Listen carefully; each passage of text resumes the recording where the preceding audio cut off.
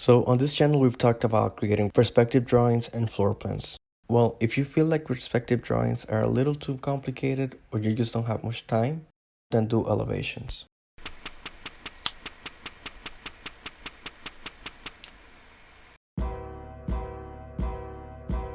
Hey guys, welcome to Room Architect. Today we're going to talk about elevations. Elevations are an essential part of architectural representation, but also design process. I don't know if this has happened to you, but sometimes I spend too much time on my floor plan, figuring out every detail to then find out that my elevation is just a box with some openings on it. This is why it is important that when you're developing your design, I recommend you always go back and forth between your floor plans and your elevations. Now, here are some reasons why elevations drawings are so important. When we do our site analysis, we often focus mostly on the top view. We see where most traffic is coming from, the programming of the area, and other. But I encourage you to also look at the elevation of the area. This helps you understand better the fabric of the place. Remember that your project never stands alone. There is always going to be a context, whereas that is a forest area or the center of a city. Use that information to inform your design. Now, for my project, I was met with a clash between my program and the context. I was to design a high-rise building in the middle of a 2 to 3 story buildings. My building had to be between 16 to 20 stories high. This is why I decided to divide my building into two parts. One replicating the height and materiality of the surrounding buildings, and the next part making it stand out from the rest, to celebrate that discrepancy. Additionally, because I didn't want my building to look that big, I made the openings big enough so the building doesn't look like it has 18 stories, but only 9. All these decisions were made because I looked at the elevation context. You know the phrase, don't judge the book by its cover? The thing is that we are naturally prone to do exactly that. And when it comes to architecture, the cover, the facade of the building can become the factor that makes someone go in or stay out. You may have the best floor plans, the best interiors, the best space planning, but if your building doesn't look attractive from the outside, people are not going to come in. For my project, because I was in an urban area and because I was designing a mixed-use high-rise, I found appropriate to do storefronts. Now, because of that, I needed to find an obvious way to showcase my entrance. Now, an easy way to think of this is by thinking of opposites. If your main facade is very solid, make your entrance transparent. If your facade is mainly one plane, make your entrance on the second plane. If your facade is one prominent color, make your entrance another color. That way your entrance sticks out from the rest of the building. Now, this is very subjective to the concept of your design, but in general, your elevations and facades should hint at what to expect inside.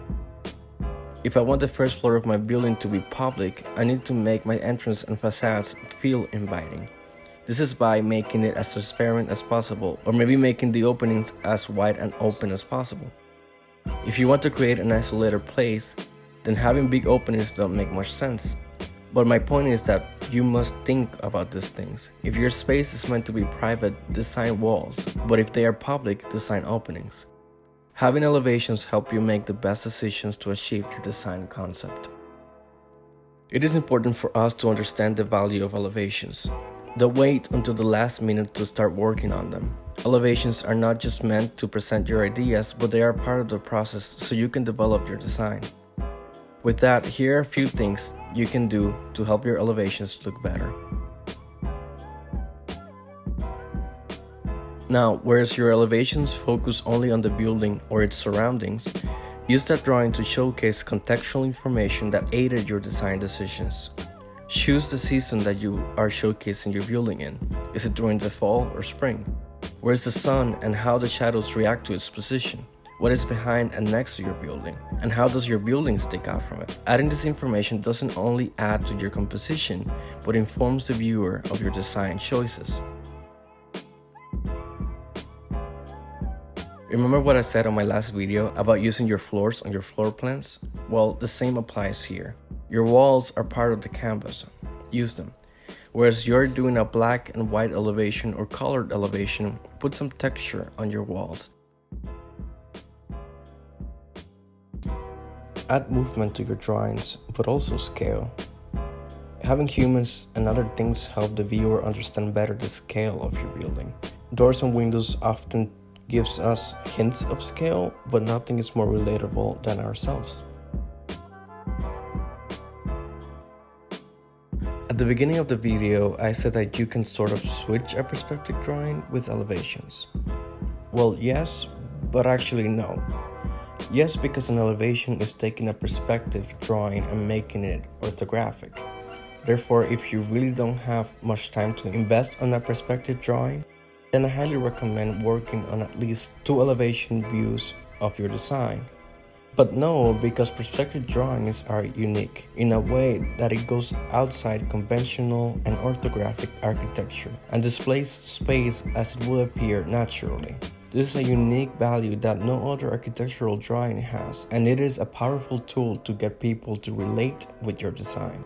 With that said, part of the appeal of a perspective drawing is the artistic liberties we tend to take with them. If you're not doing a perspective drawings, see your elevations as an opportunity to express your artistic side, applying almost the same principles you would apply to your perspective. Now, these last 2 videos have been less of a tutorial and more about theory and technique. This is because style is so relative to each one of us and our drawings. I don't want you to see my drawings and just try to replicate my style to your set. I want you to understand my thought process that helped me arrive to the style I produce now. Some of it is practice, of course. I have used Photoshop for years now, so I understand the program well. Some of it is just my artistic preferences, but a lot of it has to do with understanding the role of each drawing. Perspective, floor plans, and elevations, they are different views of the same design, but each one has its own value and worth. If you understand that first, your drawings will naturally become more informative. And that is it from me, guys. Don't forget to like this video and subscribe to my channel. I upload videos every week, and next week we're going to talk about sections. Make sure you hit the notification bell so you know exactly when my next video is going to drop. Stay safe. Can you put it, please? Put what?